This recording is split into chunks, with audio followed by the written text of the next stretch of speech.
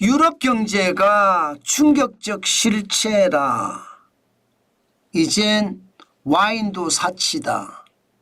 이 말이 무슨 말일까요? 일단 여러분 이거부터 먼저 한번 보시죠. 유로존 제조 구매관리자 지수 2024년 8월이 45.8입니다. 이게 기준선이 50입니다. 50보다 높으면 경기가 확장된다는 이야기고요. 50보다 낮으면 경기가 축소된다는 이야기거든요. 그런데 45.8이에요. 그러면 경기가 꼬꾸라지다 못해 완전히 이게 공처럼 된다는 뜻인가요? 왜 제가 이렇게까지 말씀을 드리느냐. 여러분 유로존의 제조 구매관리자 지수를 보면 2022년 7월 49.8이었어요. 50에서 깨졌습니다. 2022년이에요.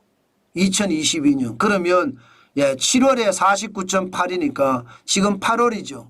2년 1개월 동안 지금 유럽의 제조 구매관리자 지수는 최악이라는 거예요. 최악. 2023년 7월에는 42.7까지도 내려갔었고요. 제조업이 안 돌아간다는 이야기잖아요.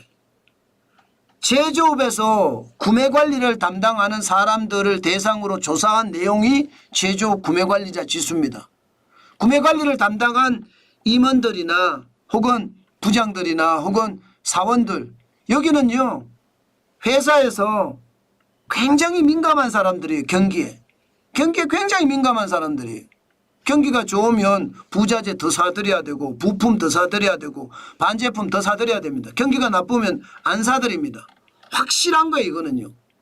그런데 지금 2년 1개월 동안 50 밑으로 떨어져서 유럽의 구매관리자 지수가 최악을 기록하고 있다는 거거든요. 이런 상태라면 와인이나 파스타도 진짜 사치란 말이 나올 법합니다.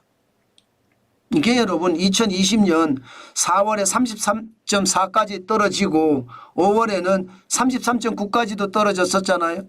39.4까지 떨어졌잖아요. 그러나 이게 V자 반동으로 쭉 반등합니다. 2020년 1월에 47.9가 뭐 5월까지 불과 4개월 만에 그죠? 불과 4개월 만에 51.8까지 올라가잖아요. 그러다가 2021년 6월엔 63.4까지도 올라갑니다. 그러던 것이 꼬꾸라져서 2년 1개월 동안 제조업이 완전히 망해져 있으니까 여러분 파스타 먹기 힘들다, 와인 먹기 힘들다 이런 말이 나옵니다. 그 정도로 제조업이 진짜 심각하다는 거예요. 그나마 서비스업이 자리를 조금 메워주고 있기는 합니다. 그래도 서비스업은 그나마 50 이상이거든요. 지금 8월에 보면 53.3이거든요. 돈 풀어서 그나마 서비스업은 이어간다고 이야기를 하지만 워낙 제조업이 완전히 꼬꾸라져서 이게 서비스업이 돌아가는 것만큼 지금 제조업이 방향을 못 잡아준다는 뜻입니다. 제가 봐서는 서비스업이 좋아지는 게 제조업이 나빠지는 게 더 심각하다 이렇게 생각합니다. 좋아지는 것도 여러분 지금 2024년 4월에 53.3이었거든요. 그러다가 5월 떨어지고 6월 떨어지고 7월 떨어져서 7월에는 51.9까지도 떨어졌습니다. 8월에 다시 53.3이 됐지만 7월에까지 많이 빠졌잖아요. 결국은 유럽이 지금 굉장히 고난을 겪고 있다는 뜻이에요. 실질적으로도 보면 유럽의 성장률이 여러분 마이너스 아니면 0점대 성장률이에요. 유럽이 진짜 어렵습니다. 지금 2024년 1분기를 보면 0.3% 성장했고요. 2분기에도 0.3% 성장을 했습니다. 작년 3분기에는 마이너스 0.1% 성장을 했고요. 작년 1분기에는 마이너스 0.1% 성장을 했고요. 굉장히 어려워 유럽은요. 이대로 가면 유럽은 시장이 완전히 성숙기를 지난 쇠퇴기의 모습을 보이는 것은 아닐까 그렇게 우려들을 합니다. 그만큼 유럽은 변화와 혁신에서 거리가 멀어요. 있는 그대로 나눠 먹자가 유럽의 어떤 분위기입니다. 그만큼 유럽은요 뭔가 변화하고 혁신하는 그런 모습이 안 보입니다. 여러분도 알다시피 뭐 AI라고 하더라도 유럽에서 특별하게 눈에 띄는 AI 업체 있나요? 아니 뭐 그까지 가지 말자고요. SNS만 가보자고요.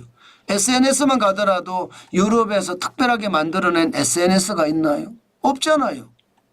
유럽의 제국 나라는 많습니다. 그런데 그 어디에서도요. 유럽 전체를 감당할 수 있는 SNS 업체가 하나도 없어요. 다 미국 업체 내지는 러시아 업체예요. 텔레그램은 러시아 업체잖아요. 뭐 트위터니 페이스북은 다 미국 업체고요. 그러니 유럽은요. 제재 내리기에 정신이 없어요. 뭔가 변화하고 혁신하지는 못하고 다른 나라를 규제하고 제재하는 데 정신이 없을 정도니 유럽이 무너지는 것은 어쩌면 당연한 거죠. 게다가 경제도 많이 쪼그라들었습니다.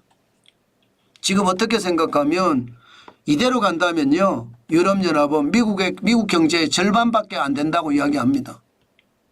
2008년만 하더라도 유럽 경제가 14조 2천억 달러, 미국 경제가 14조 8천억 달러 그렇게 차이가 안 났습니다.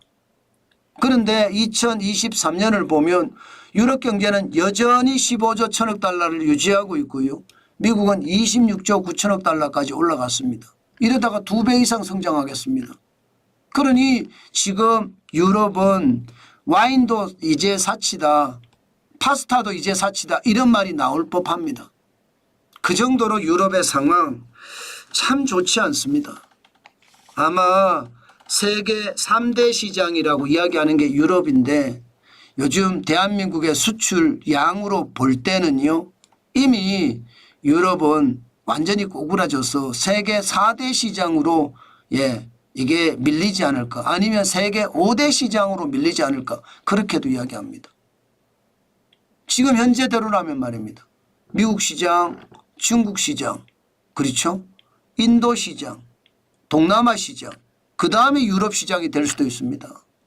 그 정도로 유럽이 세계 최대 소비 시장에서 지금은 꼬꾸라져서 유럽의 경제가 이제는요 충격적이 됐다. 이렇게 얘기해도 틀리지 않습니다.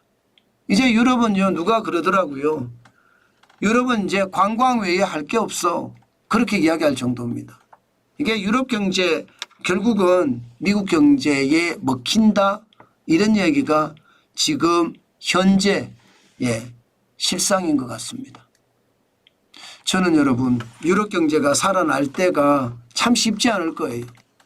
아마도 이게 요람에서 무덤까지라는 복지정책이 유럽을 저렇게 망가뜨려 놓은 것 같거든요. 저는 우리나라가 유럽 경제를 많이 닮아가는 경향이 강합니다. 저는 이거 좀 바꿔줬으면 좋겠어요.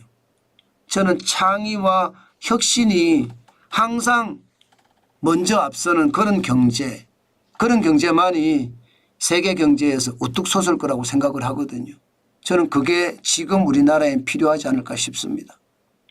그래야지 대한민국이 더 강해지니까요.